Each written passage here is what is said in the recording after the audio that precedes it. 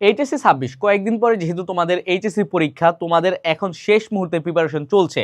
আর এই শেষ মুহূর্তের প্রিপারেশনে মেইন একটা সহায়ক ভূমিকা পালন করে হচ্ছে টেস্ট পেপার। কিন্তু এই টেস্ট পেপার কিভাবে সলভ করতে হয়, কত বছরের প্রশ্ন আমরা দেখব, কি কি বিষয় খেয়াল রাখবো, সেইটা নিয়ে আলোচনা করব আমরা আজকের এই ভিডিওতে।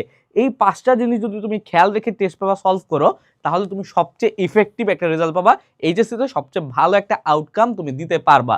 এখন সবার আগে কি, টেস্ট পেপার সলভিং এর ক্ষেত্রে তোমরা মানবিকের শিক্ষার্থীরা সবচেয়ে বেশি যে ভুলটা করো, তোমরা কি কনসেপ্ট ক্লিয়ার না করেই তোমরা হচ্ছে টেস্ট পেপার সলভিং এ চলে যাও। ভাই আমি সবসময় বলি যে টেস্ট পেপার সলভ করার আগে একটা মিনিমাম লেভেলে একটা কনসেপ্ট ক্লিয়ার করা লাগবে।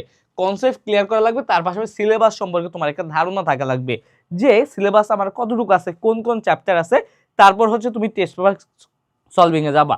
আর হ্যাঁ, সলভিং এ যাওয়ার আগে অবশ্যই হচ্ছে কনসেপ্ট ক্লিয়ার করে নিবা। দরকার হলে তুমি একটা চ্যাপ্টার পড়বা, ওই একটা চ্যাপ্টারের টেস্ট পেপার সলভ করবা, তারপরে আবার একটা চ্যাপ্টার পড়বা, আবার আরেকটা চ্যাপ্টারের টেস্ট পেপার সলভ করবা। এইভাবে এগোলে তুমি সবচেয়ে ভালো আউটকাম পাবা। কিন্তু ভুলেও ডাইরেক্ট টেস্ট পেপার সলভিং এ যেও না, কারণ হচ্ছে আগে তোমার কি করতে হবে, কনসেপ্ট ক্লিয়ার করা লাগবে। এই কনসেপ্টটা ক্লিয়ার করার জন্য তুমি অনলাইন রিসোর্সের হেল্প নিতে পারো, তোমার প্রাইভেট টিউটরের হেল্প নিতে পারো যদি কোথাও কোনো সমস্যা থাকে। কিন্তু আগে সবসময় কনসেপ্টটা ক্লিয়ার করবা। তারপরে দেখো বোর্ড কোশ্চেন বেশি বেশি সলভ করবা।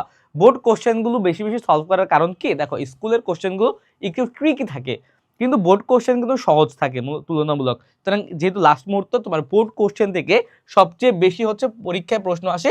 আর আমি বলতে পারি যে বোর্ড কোশ্চেন পড়লে তোমার 50% কমন এখান থেকে চলে আসবে। এখন কথা হচ্ছে যে কয় বছরের বোর্ড ক্লিয়ার করবা। এখন কয় বছরের ক্ষেত্রে আমি সবসময় বলি ক আর খ এগুলো করবা 4 বছর, 4 ইয়ার্স। আর গ আর ঘ এগুলো করবা হচ্ছে 2 ইয়ার্স। এগুলো এইভাবে পড়লেই তোমার আশা করা যায় পরীক্ষায় তুমি কমন পাবা।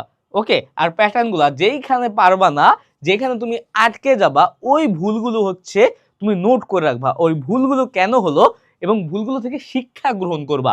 যে ভুলগুলো, সাপোজ তুমি একটা চ্যাপ্টারের খ নাম্বার পারো নাই, এখন খ নাম্বারটা কেন পারো নাই, সাথে সাথে এটা শিখে নিবা, কনসেপ্টটা ক্লিয়ার করে নিবা।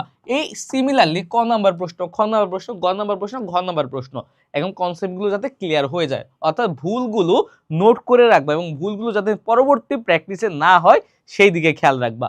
ওকে, তার পাশাপাশি কি করবা, লিখে লিখে প্র্যাকটিস করবা। লিখে লিখে প্র্যাকটিস না করলে টাইম ম্যানেজমেন্ট তোমার হবে না।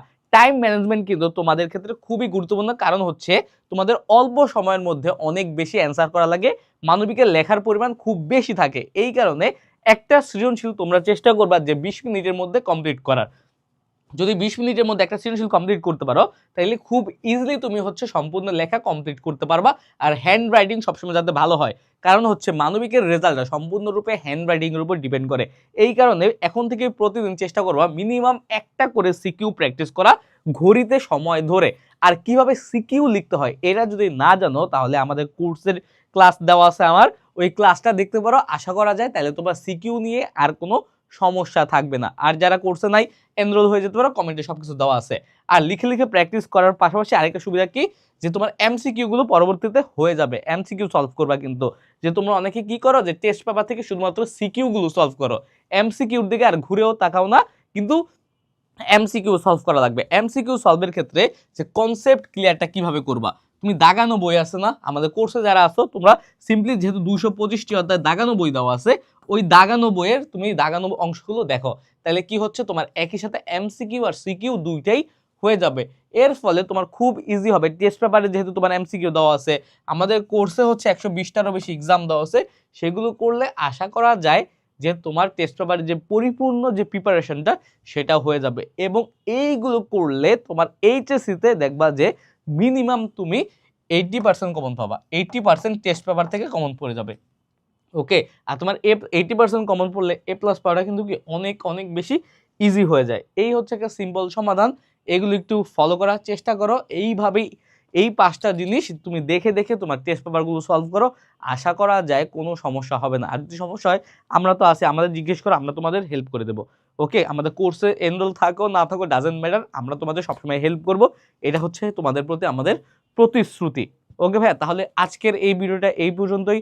আবার দেখা হবে, সেই পর্যন্ত সুস্থ থাকো, ভালো থাকো। আসসালামু আলাইকুম।